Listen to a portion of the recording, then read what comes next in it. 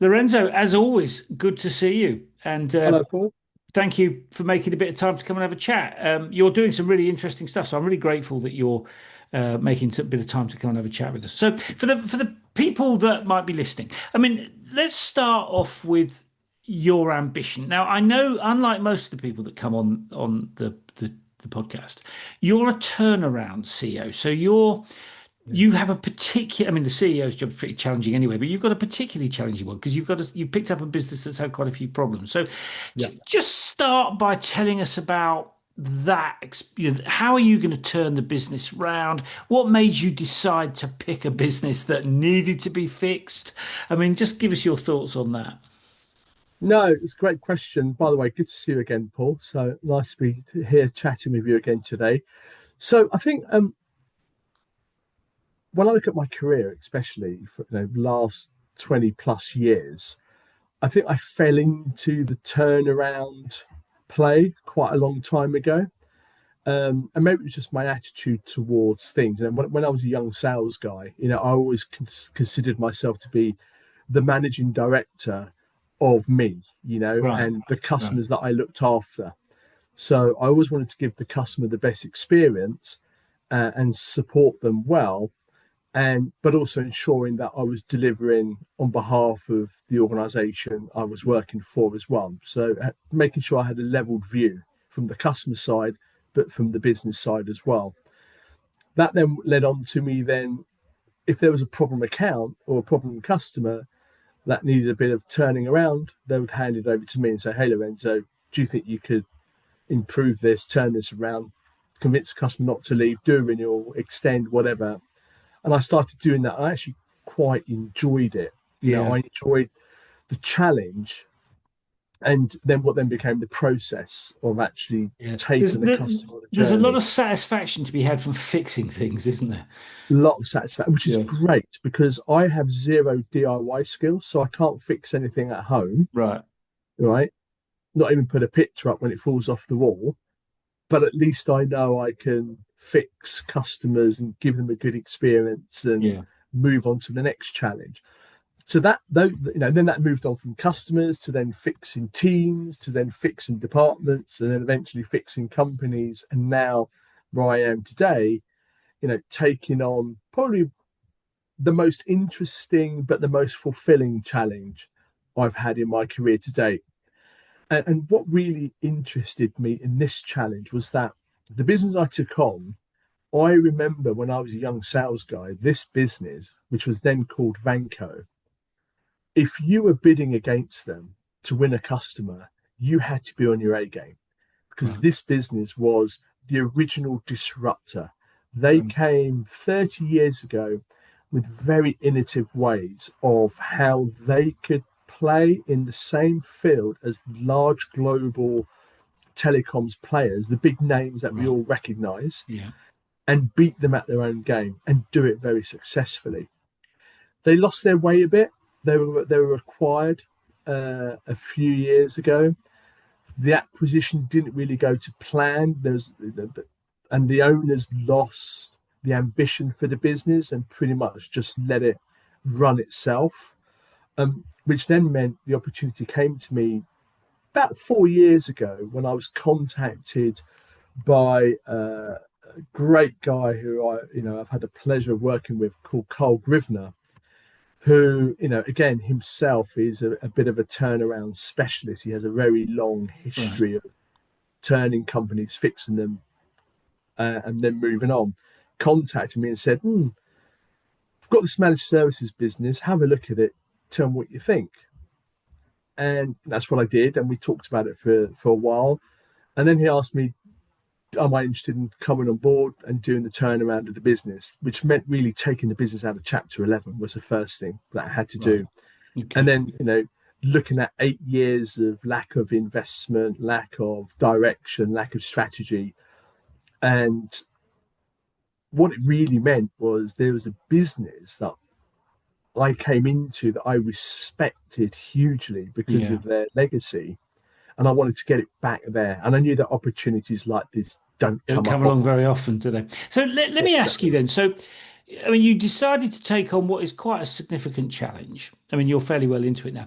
How did you work out how to turn it around? I mean, it's one thing to say, okay, I've got a failing business, I want to turn it around. How did you figure out how to do that? I mean, did you have a sense of, a clear sense of, well, we need to do this and we need to stop doing that? I mean, give us a sense of the kind of strategy position on that. It always starts with a vision.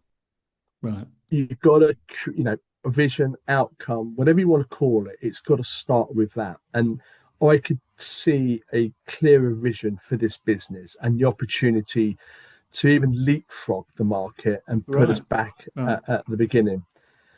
So you've got to really have a really clear plan on the vision and why the vision and the evidence and the facts around it. And then you've got to convince your board to want to support Yeah. you Yeah. and say, yeah, we believe in your vision. We're interested. Off you go. And then they say to you, but you haven't got any money. So good luck. So once you've got your vision, you then build your leadership team, and you build Mm. your leadership team that understands the vision and has experience of the vision, because you need your leadership team to support you in the day to day as you start the transformation. And then once you've done that, is the most important bit is you've got to sell the vision and get the people in your business to buy that vision Okay. and want to be part of that vision, because they are critical to the transformation, the delivery of that vision. If you don't have them on board supporting you, then you're really not going to get out of the blocks. Yes. So, Um, so what? Just to clarify, so what you're saying is you get clarity about where you want to go, and then you get everyone pointing in the same direction. Is that a fair summary? Absolutely correct. Yeah. Yeah. Which is easier said than done. Well, it is, but then once you then get those wheels in motion, and you got to go, you got to look for quick wins, right? And I don't mean quick wins in we're going to go and find new revenue streams from day one. It's let's start fixing this business together. Mm. And you break it down into tasks, and then you break those tasks down into the teams that if given the challenge, can deliver that task for you. Right. And then you give that to the team, and you give them the confidence, the backing, the training, the support that they need to start delivering against the objective that you've set for that Mm. particular task. And then what you do is you make it measurable. Mm. And then you start to show them how they're contributing to the transformation of a business. And then you don't lose that. You continue to connect Yeah. the dots Yeah. between their daily activity and how that is positively impacting the business.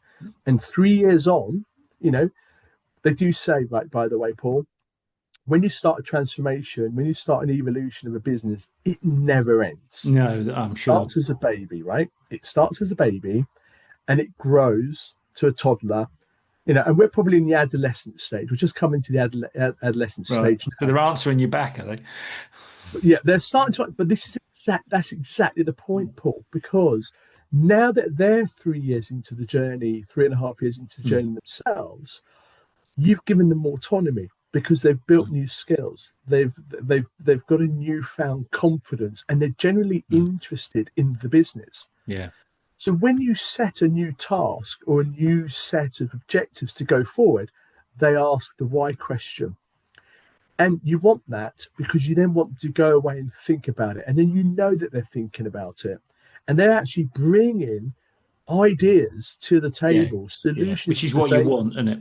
It's exactly what you want. Then you have an engaged workforce, and an engaged workforce that actually all want the business to succeed Yeah. because they want to be part of the turnaround story themselves. Yeah, and that energy moves you forward, doesn't it? And let me just ask you, so your role as CEO in that, I mean, that sounds like an awful lot of work Yeah, to do that, and I'm sure it is, yeah, and yeah. it's but how do you feel about your role as CEO? I mean, how do you see that? How do you see your role within that context? So really, it's the engagement factor. I engage with my people on a daily basis. I have regular calls. I go out and visit the regional Right. offices regularly. I Yeah. make a point of doing that. So it's not just on Teams or Zoom or video calls. It's actually going to see them physically.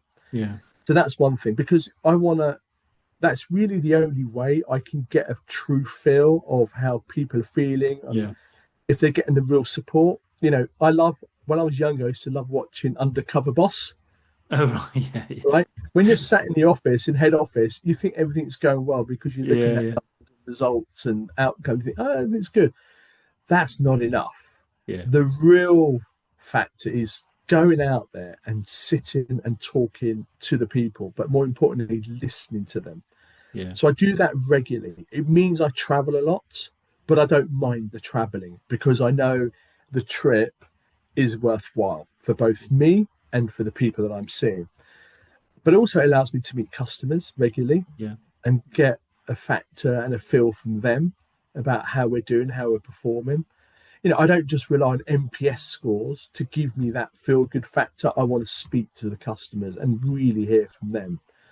Also, my supply chain, you know, I'm a managed service provider. You know, our job is to bring components of different technologies, put them together and deliver it as a service to the customer. So my supply chain is really important. And again, meeting with them face to face regularly. And I don't Mm. want to just hear about the next product development, the next thing they want us to start testing and selling, but I want to hear about how does the new world order impact your business? What are you Yeah. doing about your manufacturing plants? What are you doing about your logistics?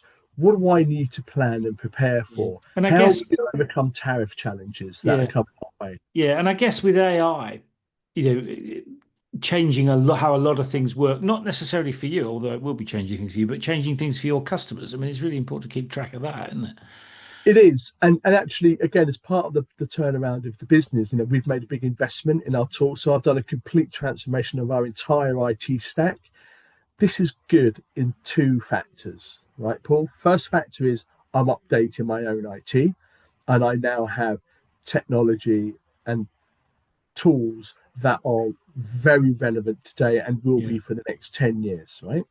But also, what it means is when I go meet CIOs, it's like I'm talking to my CIO and, you know, the daily struggles and challenges that we have with Mm. upgrading, moving to the cloud, bringing AI in, bringing automation into the business. And I can have the same conversation with the CIOs at my customers because I'm going through their Yeah. pain. Yeah. And we share how we approach challenges or difficulties, Yeah. and we share black books and contact names to support us, right? So we don't sell, we talk about what Yeah. we are doing on a daily basis. So that's the first thing. So I now have a very relevant IT stack, which allows me to have really sensible conversations with my customers. It gives my customers confidence because they know I'm investing for the future. Because you don't make these investments for the short term; these are No. long-term No. investments. No. But it means that we can have a level playing field discussion. But by introducing automation into my business, and now we're introducing AI, and we're doing this in house, by the way. Again, Mm. when you have an engaged workforce, you find some extraordinary talent in your business if you engage them and allow them to open up. And we found some awesome talent in our business that, you know, have been writing Python since 2016 and have been following AI trends since I even knew what AI was. And they're now writing AI programs for me. But I do it and I'm introducing it into my business not to drive more efficiencies in terms of headcount, but to allow these people that I have more time to be doing productive activity, Yeah. either if it's customer or developing the next set of tools that we need to make us more efficient and more versatile in our business and how we operate. Sure. And let me ask, that journey that you've had, I know it's relatively short period of time that you've been the CEO. I mean, has there been anything that kind of really knocked you sideways that you really weren't expecting? I think I think maybe I underestimated that. I knew I had to turn over a few rocks, didn't know I had to turn over every single rock Oh, and right. polish Okay. it and reshape it Right. and Okay. change it and swap it out. So that was a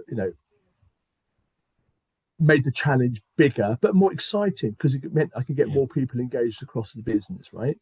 That was the first thing. The second thing was a year and a half into the transformation, we were acquired by an equity Yeah. business called 3i.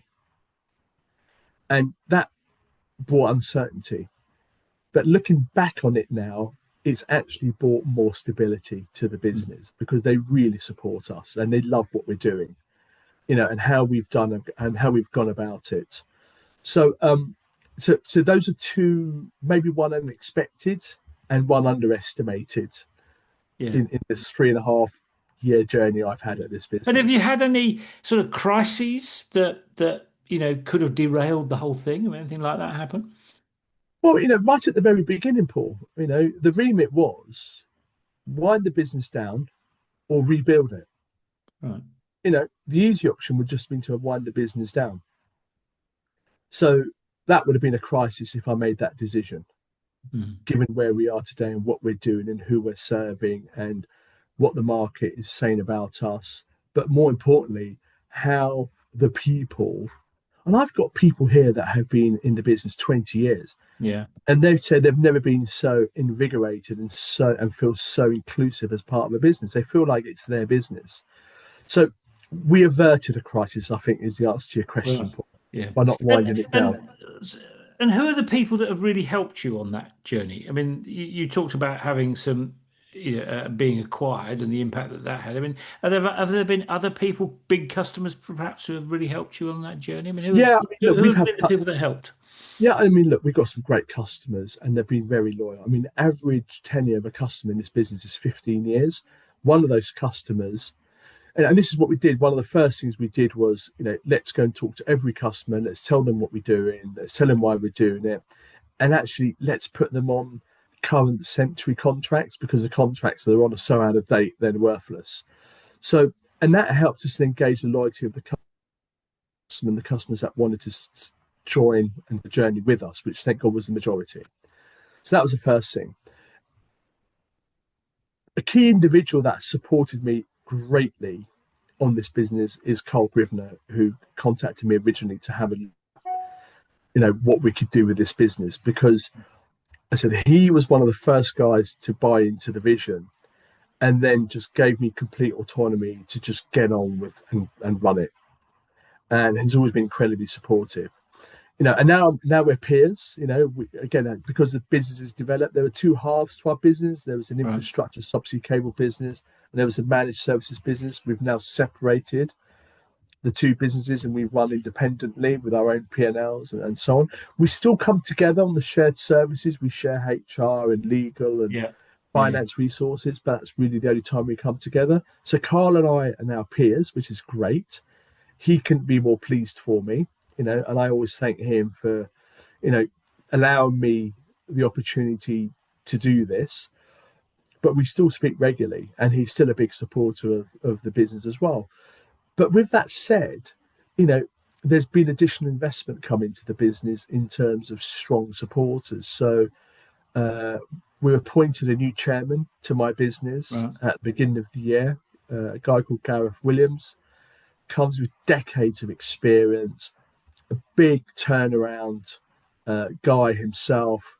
But the reason why he's here to support me is to help me scale the business. So the next Yeah. chapter is scale. Sure. How do we scale the business and And accelerate our ambitions? I mean, you've touched on the board. Let me ask you a bit about the board. I mean, how important is it to you to have a good board? I mean, I know nobody would want a terrible board, but I mean, you've talked about your role as the CEO. I mean, how do you see the role of the board working alongside you to help you? Because it's pretty challenging. I mean, Critical. Yeah, it's I can't do this on my own. I can only do what I do because of the people that sit in my either leadership team or the leadership team that sits below them and making them all feel inclusive as part of the business. I do ask them to run the business like if it was their own, and yeah, they do. They make sensible decisions. They're all understanding and looking at the vision. I mean, our vision is always 18 months ahead. Where do we want to be in 18 months?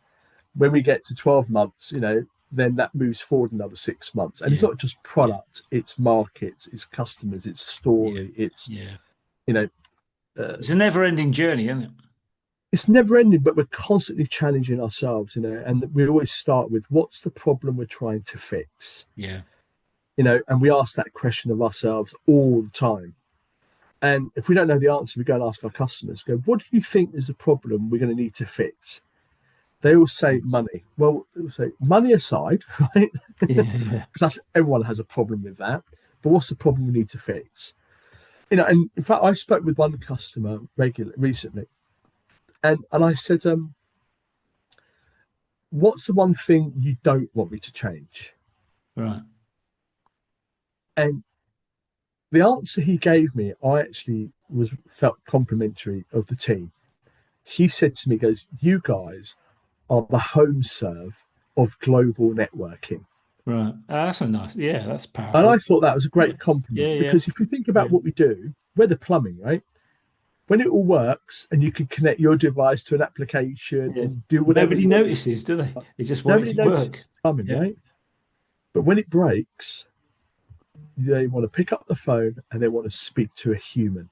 yeah, And they want that human to say to them, we know, we're on it, we're diverting this, we can see where the problem is, you'll be up and running in 20 minutes or less. And that gives them assurance. But they also, that's the value that they are buying yeah, from us. yeah, When you're buying a home serve, you're paying for a service that you hope you never have to use, right? yeah, yeah, And that's the value. And I thought that was a great yeah. compliment. No, absolutely.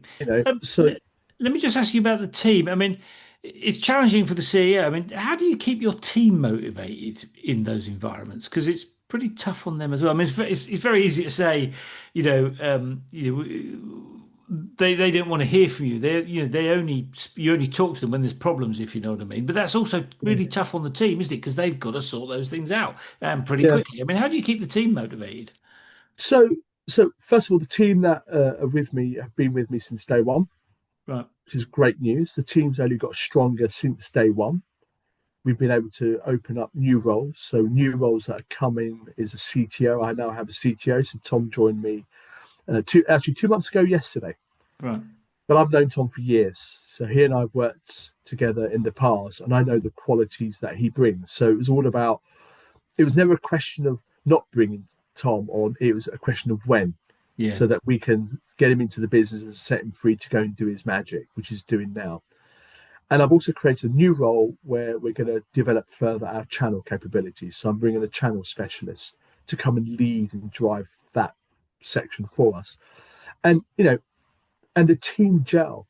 When I interview people, everyone in the team has to interview them, meet them, go out and have a coffee, go around the corner and get a sandwich.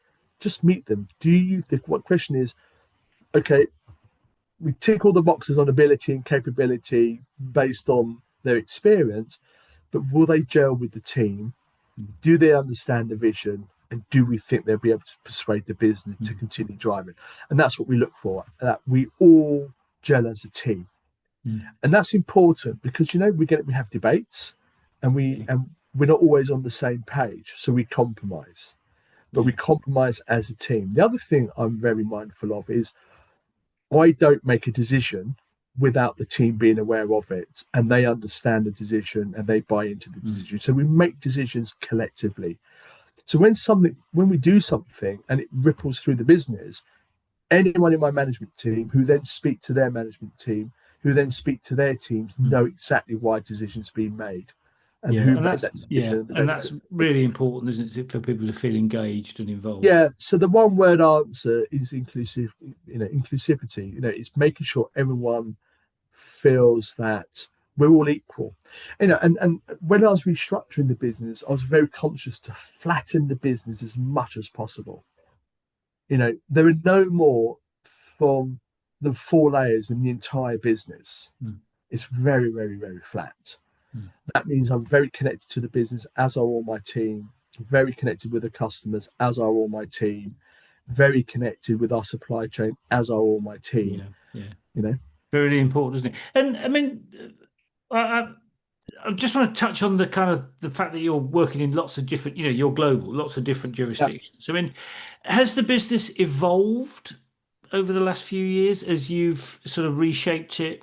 I mean, tell us about that process of evolution and how you handle the way, I mean, doing business in Germany, very different from doing business in Singapore, isn't it? I mean, tell us correct. about how you handle those, if you like, nuances around different markets. I mean, what's your take on those sorts of challenges? Yeah, it's a great question. And we are a global business and we do operate out of 5 countries today globally. And, and we do look after mid to large size enterprises. So their Yeah. businesses are global as well. And right now, today, we can deliver to over 100 countries. I think it's about 120 Wow. we can deliver services to. So the way you do that is you have to standardize stuff. You have Mm. to have strong processes in place that people have got to believe in. You've got to have a strong operational model in place and good discipline around that. So what we did as part of the restructure, we decided to centralize everything from product to pricing to marketing to PR, communications, operations, service, support desk, help desk, etc. It's all now centralized, but we have people dedicated to supporting countries and regions Right. in language as well. So what I have now is in the country, I just have sales offices. I have people that are quota bearing to salespeople, people that are sales technical specialists that Mhm. support and have the technical engagement with the customer, and then the service managers. And the service managers are responsible for the run Yeah. of the customer during the period. They're all in country. Everything outside of those 3 functions is centralized. And that means gives you a span of control. And when you centralize, it's easier to standardize. And when you standardize, it's easier to push out to the markets. How do you deal with the fact that some markets do business in different ways to other markets? I mean, I take your point about standardization, but that doesn't always work when countries are very different. I mean, what's your take on how you sort of you square that circle? So again, it depends. Every customer's challenge is different as well. So Yeah. it's not only a different Yeah. culture you're dealing with. You're picking up customers. We call it the data journey. There's a cycle that how data works, right? And how data is generated, how it's transported, how customers have to access it, how they use it in their business. And every customer is going through a digital transformation, which is really looking at how do they move Yeah. and access data more simpler and more securely. So we have to be scalable and agile enough to be able to pick up the journey, the customer, depending where they are in their journey. So that is the skill of our technical teams. But the fact that we're agile allows us to scale up to a customer or scale down to a customer, depending where they are in their journey. Then culture is the local offices look Mm. after local customers in local language. We can contract in local language, we can bill in local currency, Right. and they manage the relationships locally. All that comes out of central is a support function that sits behind that Mm. activity. But again, every time we design a solution for the customer, no 2 solutions are the same because of where the customer is on their journey, Yeah. as I explained So earlier. it's really tailoring to the specific needs of the market and the customer, isn't it? Whilst having a Correct. standardized backbone. Yeah. Yeah, Yeah. absolutely that. So you take something and you tweak it. Yeah.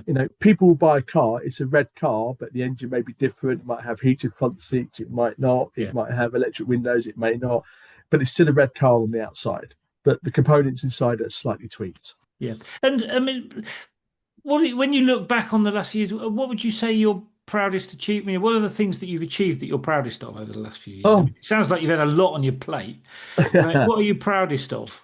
I think that in this particular task, this company where I am now, my proudest thing is seeing how engaged and how infused the people at GCX are about the business, Yeah.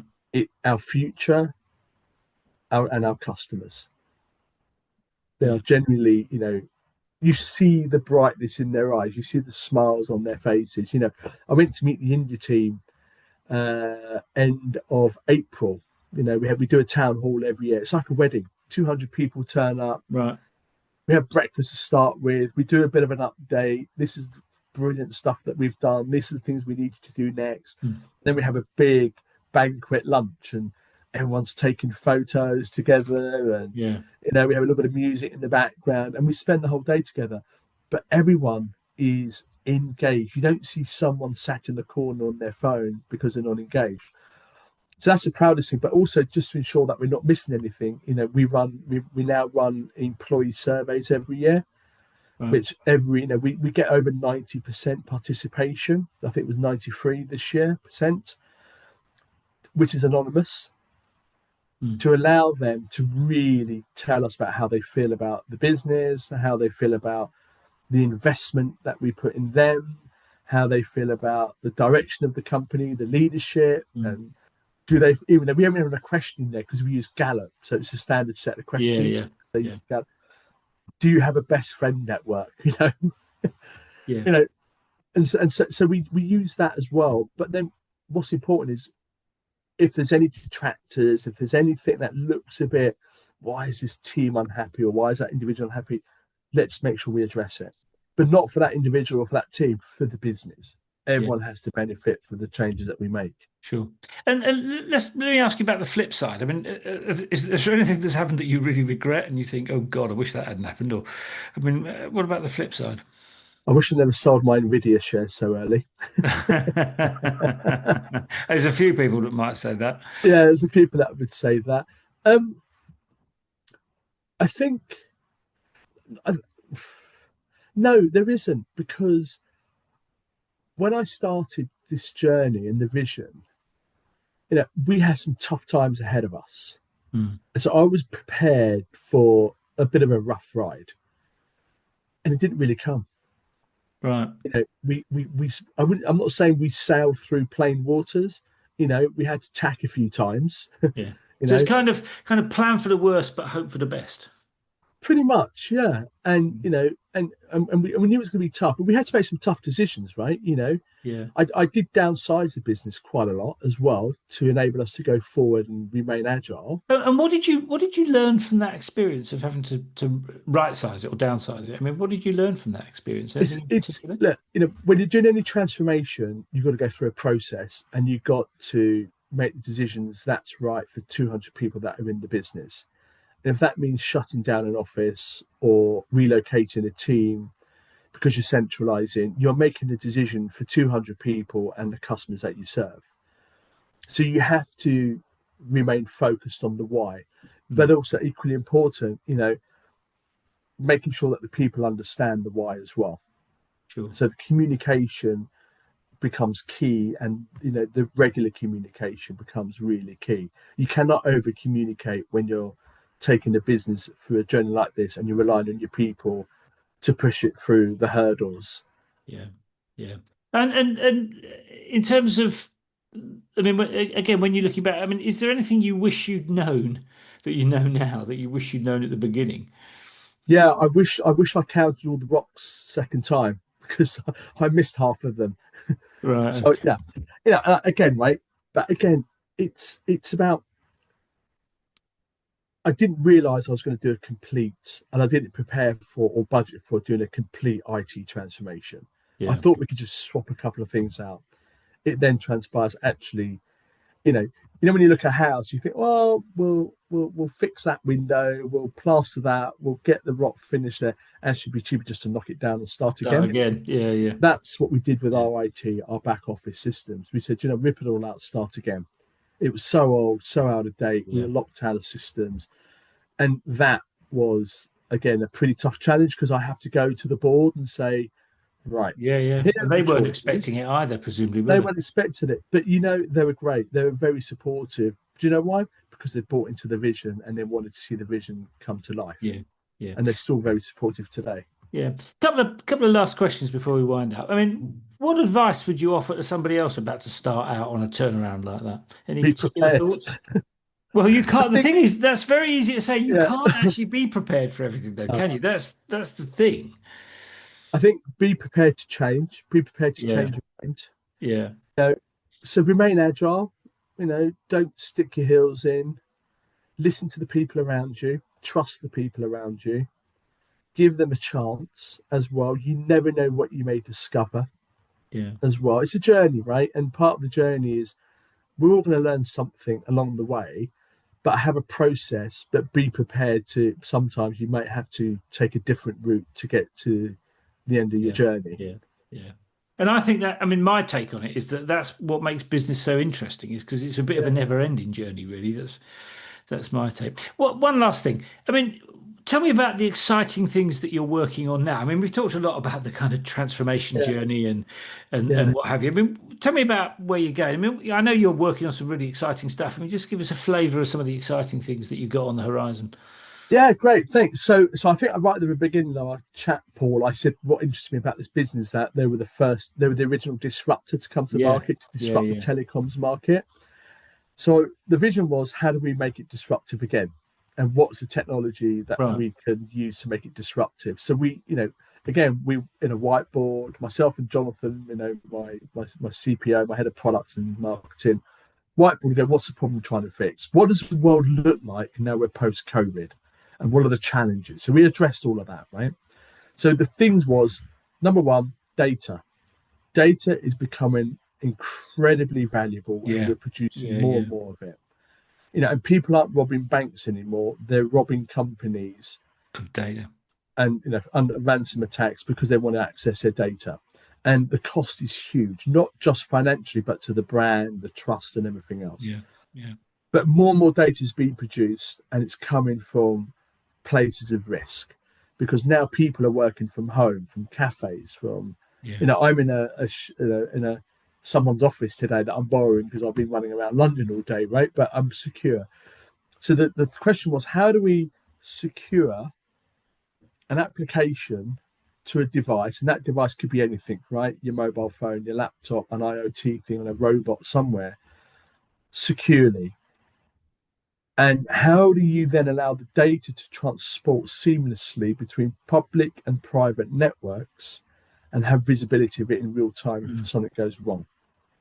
And as it's transporting between public and private networks, there are beacons there asking constantly, who are you? Where are you going? Mm. Why do you think you have the right to go there? It's just constantly checking the data without compromising quality Pretty because you've had significant latency. challenge, I would have thought. Pretty significant challenge. So then you look at the technology, and we came across this technology. We kept walking into the same cul-de-sac, I'd say, because the answer was SASE. Right? I won't go into the technical stuff of it, but SASE is the next future in terms of securing your data at the edge, but Mm. then securing it in the core Yeah. as well. But customers are buying SASE as an overlay. So you have your network, you have your routing, and then you have your SASE overlay.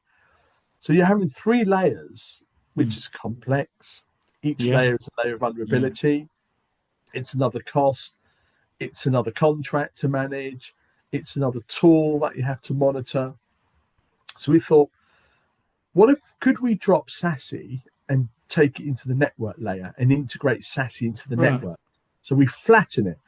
So in the same way that we flattened and simplified our business, could we flatten and simplify the technology? So we went to all the SASE vendors and said, "Oh, we've got this idea. Do you fancy testing it with us?" Most of them turned us away because they just want to sell it quickly, except for one vendor that said, "No, no, no, we like the idea. Let's test it." Yeah. And we tested it and it worked. So I said, "Right, let's take it out of the labs. Let's put it on our backbone and let's see if it works in a real backbone environment." So we carved out a bit of our backbone and we tested it between New York, Frankfurt, and Singapore. And we've created a test environment there and we thought, Wow. it works as well. Then we said, we need to find a friendly customer Right. who will actually run real data over it. And we found a friendly customer. And the long story short is when we had the friendly customer on it, we learned more about the capability of this service, such as Yeah. we can seamlessly transport traffic between public and private networks, but also the observation layer. You can see in real time how a device is connected to a Wi-Fi, what the Right. signal strength is on that Wi-Fi, how the Wi-Fi is connecting to the ISP, how the ISP is breaking out, Mm. and you can see the breakdown in real time. And that was just brilliant. Mm. This customer never left the network. Yeah. I mean, real insight. That's real insight, really useful insights to be able to give to customers, isn't it? Absolutely, that's where you really learn stuff. So that's now what we call our zero trust network. We've integrated it fully globally. It's available globally. We have a few customers utilizing it, but also when you're being disruptive, you're usually the first to market. Mm. We're the first to market, and we're about, if you read the Gartner reports, we're about 18 months ahead, and not Right. everyone's waiting for it. But the fact is, eventually, as customers are sweating their current assets and they're looking for the new, 10, 15-year secure service that they can invest in, this is what they'll be looking at. Yeah. Well, what an exciting thing to be able to talk with customers about. I mean, that's fantastic, really, and just so important at the moment. I mean, the whole thing about security. I mean, it's just Yeah. so important, really. So, well, I mean, what an exciting thing to be working on. I mean, I get the feeling you're going to be occupied for Oh, a yeah. while or two. There's plenty to keep you occupied there, but what a great thing to be working on. So, Lorenzo, thank you for taking a bit of time out. Thank you for sharing that story. I mean, it's absolutely fascinating, and I'm sure there'll be more exciting stuff in the pipe as well that we can perhaps come back to and talk about again at some point. Yeah, for sure. And it's the next stage of the evolution as well. So, Yeah. hopefully if we catch up 6 month time, we'll have some more exciting stories to share. Fantastic. Lorenzo, good to see you. See you again soon. Cheers, Paul. Good to catch up. Take care, mate. Bye bye.